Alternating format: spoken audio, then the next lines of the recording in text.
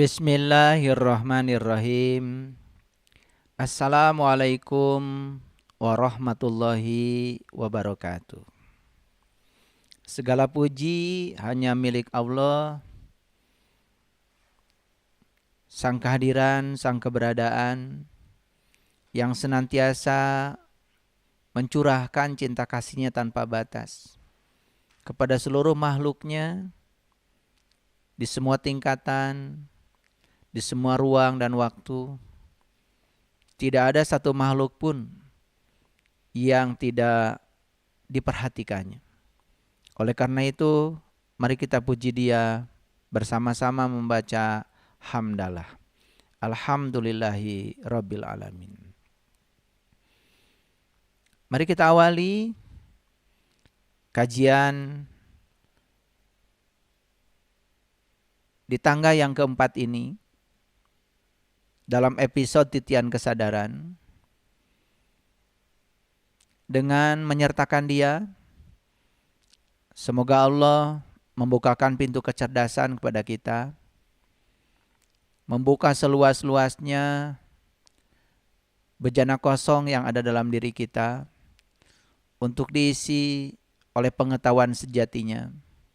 Oleh karena itu, mari kita sapa asma Allah dengan kelembutan dan cinta seraya membaca basmalah. Bismillahirrahmanirrahim.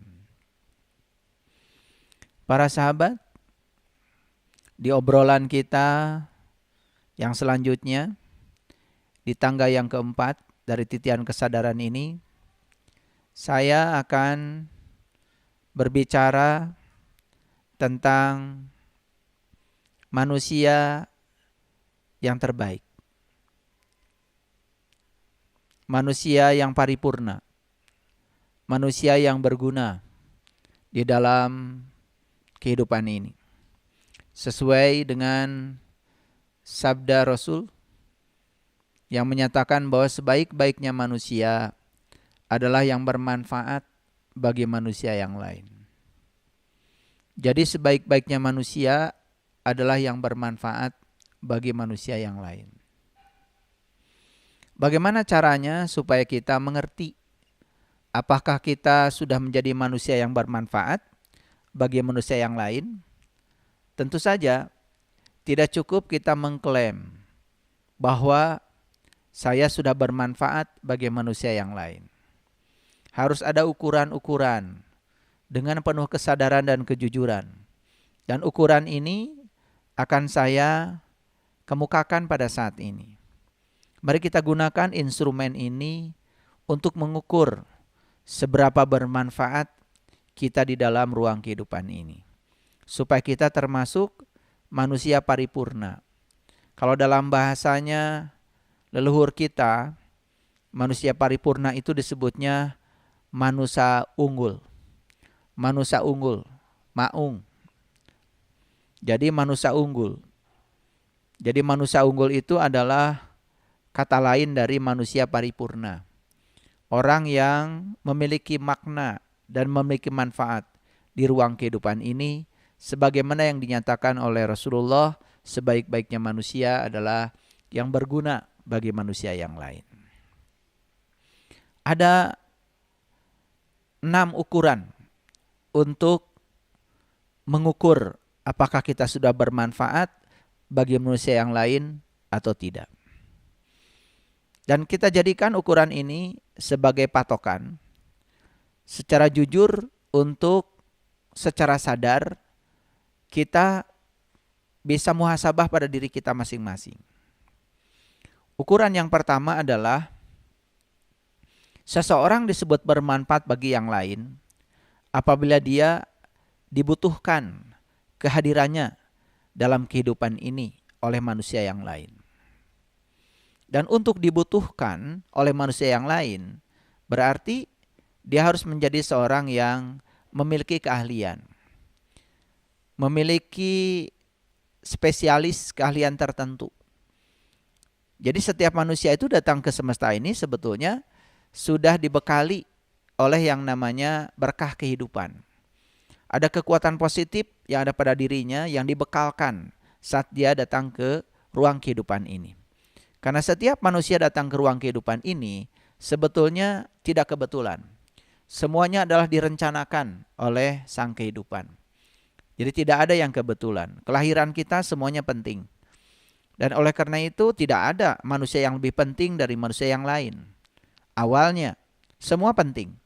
Tetapi kemudian dalam perjalanan kehidupan kita, kita menjadi dibutuhkan atau tidak dibutuhkan tergantung bagaimana cara kita meningkatkan kualitas kehidupan kita, memanfaatkan semua potensi yang diwariskan semesta ke dalam diri kita.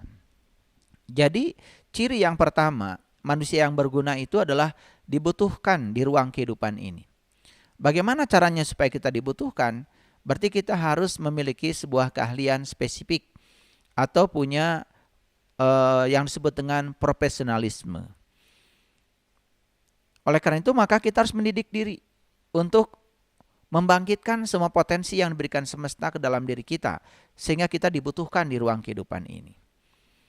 Ada orang yang butuh layanan kesehatan, maka perlu bantuan orang-orang yang bergerak di dunia kesehatan.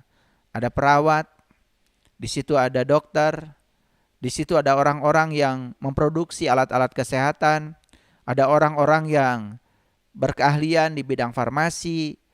Itu karena dia profesional, punya keahlian.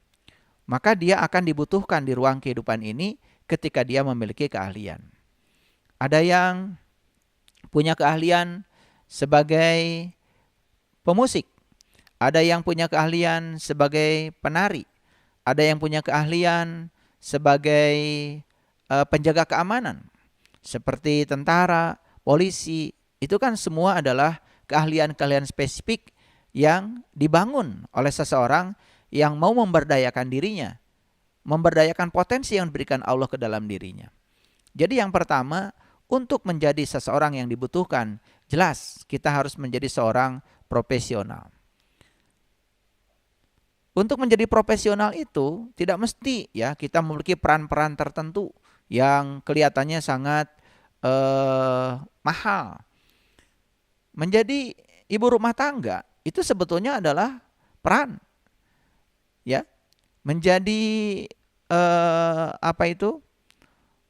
orang yang bisa memiliki keahlian untuk menyembuhkan orang, misalkan dengan punya keahlian memijit juga itu profesional.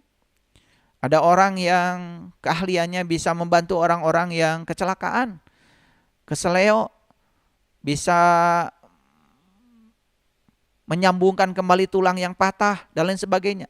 Jadi apapun ya dalam kehidupan ini begitu banyak ragam keahlian yang bisa ya diberdayakan di dalam setiap diri kita. Jadi yang pertama adalah kita menjadi seorang profesional. Profesional itu maksudnya kita memiliki suatu keahlian tertentu ya yang spesifik yang dibutuhkan banyak orang. Itu yang disebut dengan manusia yang bermanfaat. Ya, jadi yang pertama dia dibutuhkan dalam kehidupannya. Ada yang punya keahlian dalam bidang psikologi, ada yang punya keahlian di bidang hukum, ya, menjadi ahli hukum, ya, menjadi pengacara, menjadi apa saja. Ada punya keahlian menjadi broker, ada yang punya keahlian menjadi marketing, ada yang punya keahlian menjadi pedagang, itu semua keahlian. Nah, orang-orang yang punya keahlian yang semacam itu karena dia belajar memberdayakan diri, maka dia akan dibutuhkan di ruang kehidupan ini. Yang kedua, ciri yang kedua manusia yang bermanfaat itu adalah ketika dia sudah memberdayakan dirinya di ruang kehidupan sehingga dia menjadi profesional, maka berkah semesta akan mengalir kepada dirinya. Nah, berkah yang mengalir pada dirinya itu, jangan lupa, itu baru hak yang kita terima. Kewajiban kita adalah membagikan berkah itu. Baru masuk pada fase yang kedua, yaitu kita bisa menolong orang-orang yang butuh pertolongan. Terutama orang-orang yang memiliki kesusahan di dalam kehidupan ini. Nah, ketika kita bisa membagikan berkah yang kita miliki kepada mereka-mereka yang butuh pertolongan, ya butuh bantuan, maka disitulah ya makna kehidupan kita dapat. Jadi kalau tadi kita memberdayakan berkah kehidupan, yang kedua kita membagikan berkah sehingga kehidupan kita menjadi bermakna. Nah, disitulah ya kita bisa menolong orang-orang yang susah, bisa membebaskan orang-orang yang menderita dari penderitaannya. Baru kita memiliki makna, ya, memiliki manfaat di ruang kehidupan ini.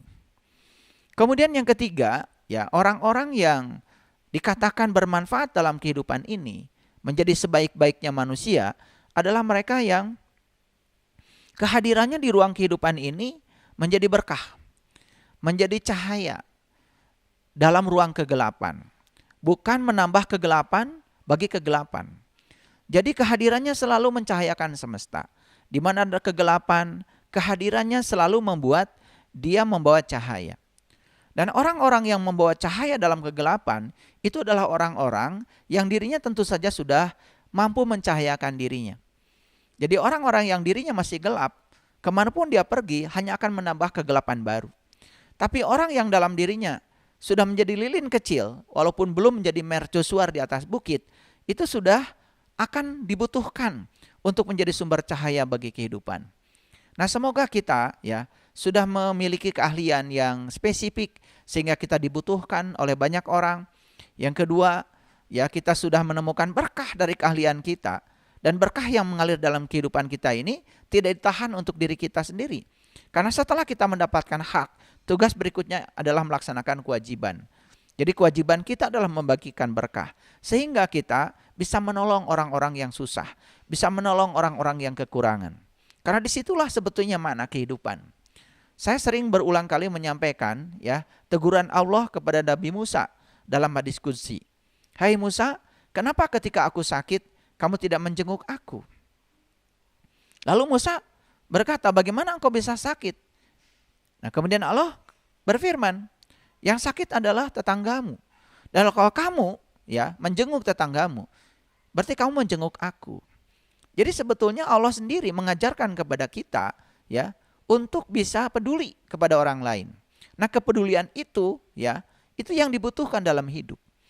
Nah, ketika kita sudah bisa menjalankan fase yang kedua, yaitu kita bisa membagikan berkah yang kita dapat sehingga kita menjadi bermakna bagi banyak orang, masuk fase yang ketiga. Bagaimana kita selalu menghadirkan cahaya dalam setiap kegelapan, menghadirkan kedamaian dalam setiap kekisruhan. Nah, disitulah kita perlu meningkatkan kualitas diri, ya, dengan penuh kesadaran.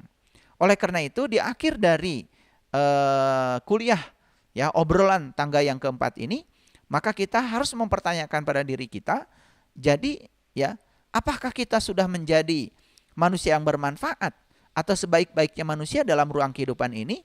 Ya, indikatornya bisa kita gunakan yang saya sampaikan. Satu, apakah kita betul-betul sudah punya keahlian spesifik dalam kehidupan, sekecil apapun itu, sehingga keahlian ini dibutuhkan banyak orang?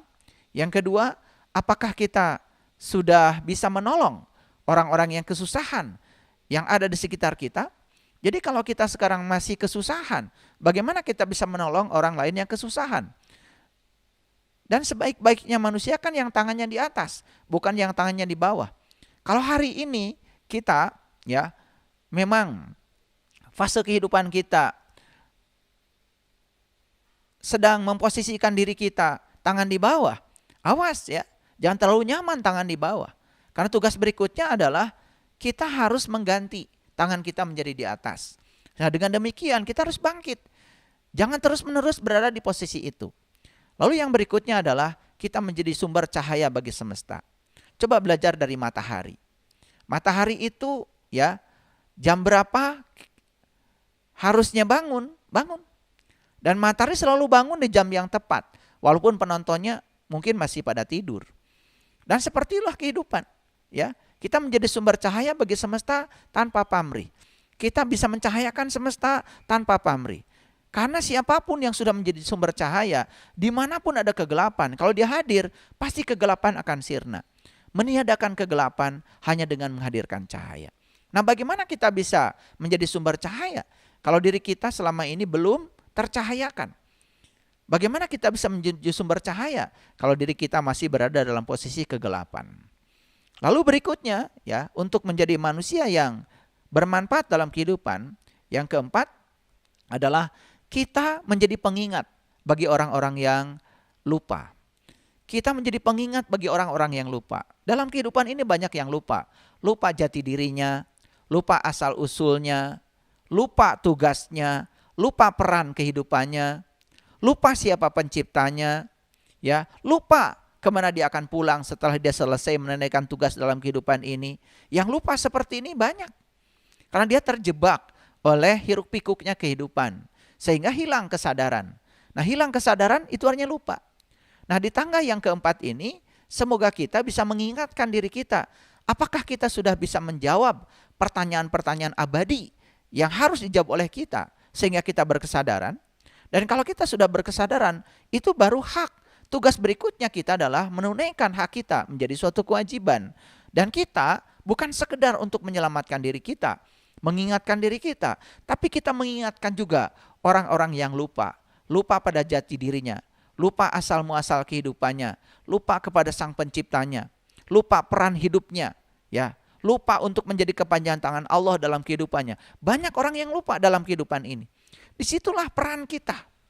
Nah, kalau kita bisa memiliki peran membangkitkan dan mengingatkan orang yang lupa sehingga dia menjadi sadar kembali, karena kita pun sudah tersadarkan, maka kita menjadi orang yang bermanfaat dalam kehidupannya. Kan selama ini ya, hadis yang disampaikan Rasulullah, sebaik-baiknya manusia adalah yang bermanfaat bagi manusia yang lain. Kita abaikan begitu saja. Lalu kita tidak pernah mempertanyakan, siapa orang yang bermanfaat itu? Apa indikator untuk mengukur agar kita termasuk orang yang bermanfaat? Jangan hanya klaim dari diri kita sendiri. Ya, jadi saya ulangi lagi. Yang pertama, manusia yang bermanfaat itu adalah manusia yang profesional, yang punya keahlian spesifik dalam kehidupannya, punya keterampilan khusus yang dibutuhkan banyak orang, sehingga dia menjadi dibutuhkan dalam kehidupannya oleh banyak orang. Yang kedua, ketika dia sudah menjadi seorang profesional dan dia bisa menemukan berkah dalam kehidupannya, tugas selanjutnya adalah berkah itu digunakan untuk menolong orang-orang yang susah. Nah, otomatis dia harus membebaskan diri dari kesusahan akan dirinya, sehingga dia menjadi orang yang bisa membebaskan kesusahan orang lain. Yang ketiga, ya, orang yang bermanfaat dalam kehidupan ini adalah orang yang sudah bisa menjadi cahaya bagi semesta, yang sudah menjadi lilin kecil, mercusuar di atas bukit, syukur-syukur seperti itu, sehingga dimanapun dia hadir selalu menjadi sumber berkah, sumber cinta, sumber sukacita, sumber kedamaian, sumber ketentraman, ya, sumber cahaya bagi semesta, sehingga ketika kegelapan ada, dia akan menjadi penerang bagi kegelapan. Kemudian yang keempat adalah orang yang sudah mampu mengingatkan dirinya, sudah sadar, sudah bangkit, sehingga dia pun mampu untuk menyadarkan orang-orang yang lupa dalam kehidupan ini, ya. Dan yang kelima, orang yang bermanfaat dalam kehidupan ini adalah orang-orang yang sudah mampu, ya, membangunkan orang yang tertidur. Orang yang tertidur itu orang yang berada dalam situasi yang tidak sadar. Nah, ketika dia mampu membangunkan orang yang tertidur, karena dia sudah bangun duluan, maka dia akan bermanfaat bagi orang lain. Karena kalau orang yang sudah bangun, itu bukan sekedar dibangunkan, dia harus dibimbing sampai menuju pada kesadaran. Kenapa? Orang yang baru bangun dari tidurnya, itu di suasana subuh, kan sangat berbahaya. Karena subuh itu etape yang sangat berbahaya. Bisa tidur lagi, bisa terus bangun. Jadi jangan nanggung kalau kita mau membangkitkan orang yang belum sadar. Setelah kita bangunkan dari tidur panjangnya, selanjutnya kita harus bimbing dia sampai dia mencapai kesadaran yang sesungguhnya. Jangan sampai dia tidur lagi. Makanya Allah saja sampai bersumpah di Quran surat Al-Falaq, Qul a'udzu birabbil falaq. Aku bersumpah dengan subuh. Kenapa subuh itu begitu pentingnya? Kenapa Allah bersumpah dengan subuh? Karena subuh adalah etape yang sangat berbahaya. Subuh adalah etape yang sangat rawan. Bisa orang itu tidur lagi, bisa juga orang itu terus ya dia bangun. Sehingga dia bisa menatap matahari yang lebih terang lagi. Itulah yang disebut dengan subuh kesadaran. Jadi kalau kita sudah menyadarkan orang, maka tugas berikutnya adalah membimbing dia sampai menemukan kesadaran yang sesungguhnya. Dan manusia yang berguna yang selanjutnya, yang bermanfaat di ruang kehidupan adalah mereka yang mampu membebaskan orang-orang lain yang terbelenggu oleh ketakutan. Karena manusia ini kan banyak yang takut ya. Takut kehilangan harta, takut mendapatkan situasi kehidupan yang tidak diinginkan, ya. Ya, takut ini, takut itu, dan takut itu sumbernya adalah pikiran. Dan takut sekali lagi akibat dari ya kita dibawa oleh pikiran ke masa depan. Banyak sekali orang yang terus berfokus ke masa depan sampai melupakan saat ini. Itulah pentingnya kita belajar tangga kesadaran yang keempat ini. Sehingga kita bisa mempertanyakan pada diri kita, seberapa manfaat sih kehidupan saya bagi orang lain.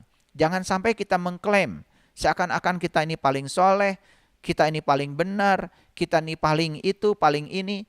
Dan kemudian kita menjadi overconfidence. Kita menjadi terlalu berlebihan menilai diri kita sendiri. Sementara ukuran yang kita gunakan untuk menilai diri kita seberapa bermanfaat dalam kehidupan kita, kita pun tidak punya ukurannya.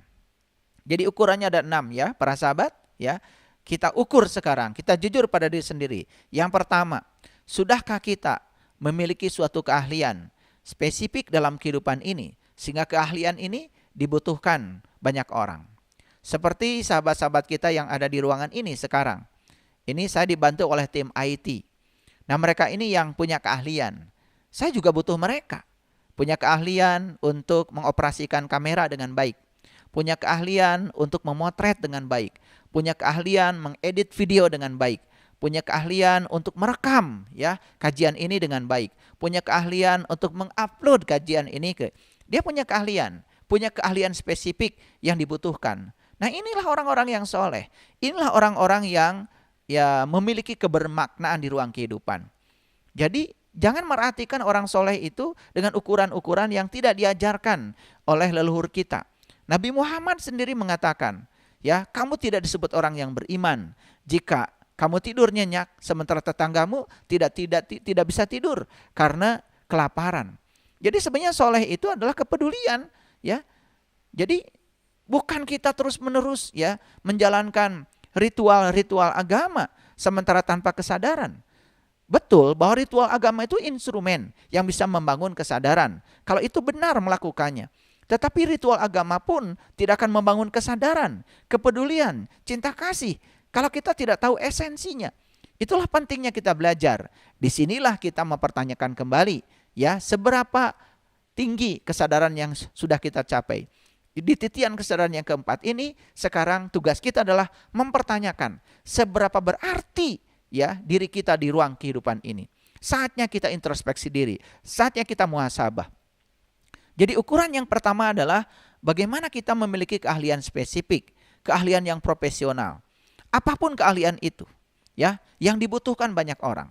Ada orang punya keahlian ngecat. Karena ngecat itu juga tidak semua orang bisa, ya. Hasilnya kan tidak orang yang profesional di bidang itu dengan yang tidak beda. Bukan sekedar membuat dinding menjadi putih, tetapi bagaimana ya kualitas dari warna dinding itu kan tergantung bagaimana seseorang secara profesional. Ada yang punya keahlian di bidang otomotif, ada yang punya keahlian di bidang kelistrikan, ada yang punya keahlian di bidang di bidang olahraga. Wah, luar biasa. Jadi begitu banyak ragam keahlian. Tetapi kita memilih satu saja. Kita menjadi profesional, spesifik di keahlian tertentu. Itu yang disebut dengan soleh. Jadi soleh itu kita berarti bagi orang banyak. Maka ukuran orang yang beriman itu ya tidak ada kaitannya dengan berapa banyak ritual ibadah yang dilakukan. Karena ritual ibadah itu hanya instrumen untuk membangun kesadaran. Tapi Nabi Muhammad sendiri mengatakan tidak disebut orang yang beriman jika dia melewati suatu jalan, mendapati ranting dan ranting tidak disingkirkan. Itu lagi-lagi kepedulian. Bahkan ada seorang sahabat yang baru saja menolong anjing yang hampir saja ya sekarat karena apa? Kekurangan air. Dan kemudian menolongnya dan dilaporkan pada Rasulullah. Ya Rasulullah, tadi kami menolong seekor anjing yang menjulurkan lidahnya karena ya dia butuh air. Dan kami membuka terompah kami dan kemudian memberikan air kepada anjing itu. Apa kata Rasulullah? Min ahlil jannah, min ahlil jannah. Itu adalah apresiasi dari Rasul kepada orang yang peduli. Pada anjing saja begitu peduli, apalagi kepada makhluk manusia sesamanya. Jadi lucu ya, kalau kita mengaku sebagai umatnya, tetapi kemudian kita saling membenci, bahkan kita saling menghujat, saling merendahkan, merasa paling benar. Kan itu bukan cirinya umatnya Rasulullah. Karena ciri umatnya Rasulullah itu adalah ruhama'u bainahum. Dia berkasih sayang dengan sesama. Jangan-jangan dengan sesama manusia, dengan sesama makhluk, dengan sesama pohon, ya, dengan semua binatang, semua, ya, dia memiliki kasih sayang. Bahkan membunuh seekor semut pun mungkin tidak berani lagi, ya. Itu karena orang yang sudah tinggi tingkat cinta kasihnya.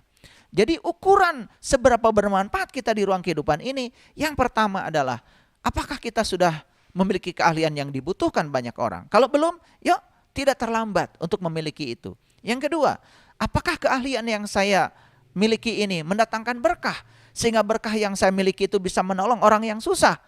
Apakah itu sudah kita lakukan? Atau selama ini kita hanya berfokus pada diri kita sendiri dan kita tidak peduli pada kesusahan orang lain? Yang ketiga, apakah betul kita sudah menjadi lampu bagi semesta? Apakah kita menjadi sumber cahaya bagi kegelapan? Apakah ketika ada kegelapan betul-betul kita menjadi sumber cahaya yang bisa membebaskan kegelapan? Atau malah kita justru menambah kegelapan baru? Yang keempat, apakah kita sudah bisa mengingatkan orang-orang yang lupa dalam kehidupan ini? Apakah kita sudah mengingatkan diri kita? Apakah kita sudah sadar siapa diri kita yang sesungguhnya? Dari mana kita asal? Apa peran kita? Dan kemana kita akan pulang setelah ini? Bagaimana kita bisa menjadi kepanjangan tangan Allah dalam kehidupan ini? Bagaimana kita membebaskan diri dari rencana-rencana hidup kita yang berbeda dengan rencana Allah dalam kehidupan kita? Dan yang kelima, tugas kita adalah bagaimana kita bisa membangunkan orang yang tertidur. Apakah kita saat ini sudah benar-benar bangun? Apakah benar saat ini kita sudah benar-benar terjaga? Semua pertanyaan itu alamatkan pada diri kita. Jangan keluar dari diri kita. Maka tangga kesadaran kita, titian tangga kesadaran kita dari hari ke hari akan meningkat. Dan yang kelima, apakah kita sudah bebas dari ketakutan? Apakah kita sudah bebas dari rasa khawatir? Bagaimana cara kita membebaskan dari ketakutan dan khawatir? Semua pengendaliannya adalah di pikiran. Lalu ketika kita sudah membebaskan dari ketakutan dan khawatir, tugas berikutnya, tidak selesai para sahabat. Kita harus mampu juga menolong orang-orang yang belum bisa dibebaskan dari penjara ketakutannya. Karena banyak orang yang khawatir dalam kehidupan ini. Kenapa? Karena dia masih dikendalikan oleh pikirannya, belum dikendalikan oleh kesadarannya. Terlalu banyak peran yang harus kita lakukan dalam kehidupan ini. Tapi setidak-tidaknya, cobalah gunakan 6 ukuran yang saya sampaikan saat ini. Lalu kita akan tersadar saat ini juga, oh ternyata saya belum memiliki keahlian yang spesifik yang dibutuhkan banyak orang. Oh ternyata selama ini saya belum bisa menolong orang-orang yang susah, karena saya pun masih susah. Bagaimana saya membebaskan dari kesusahan saya? Yang ketiga, ya, saya selama ini belum menjadi sumber cahaya bagi semesta. Yang keempat, oh ternyata saya selama ini masih tertidur, belum tersadar, belum terjaga. Saya belum bisa membebaskan orang-orang yang masih tertidur. Yang keempat, ya, ternyata saya juga masih lupa kepada asal muasal diri saya, lupa diri sejati saya.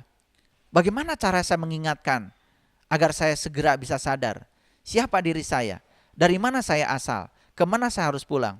Kemudian yang keenam, ukuran yang sangat luar biasa.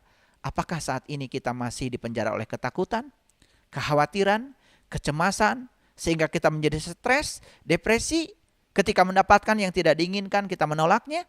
Yuk kita bebaskan semuanya. Sahabat, gunakan ukuran yang saya sampaikan yang 6 itu untuk menaiki tangga kesadaran yang keempat. Cobalah pertanyakan pada dirimu. Dan kita akan tersadar. Dan semoga hari ini kita bisa bangkit setelah melewati tangga yang keempat ini.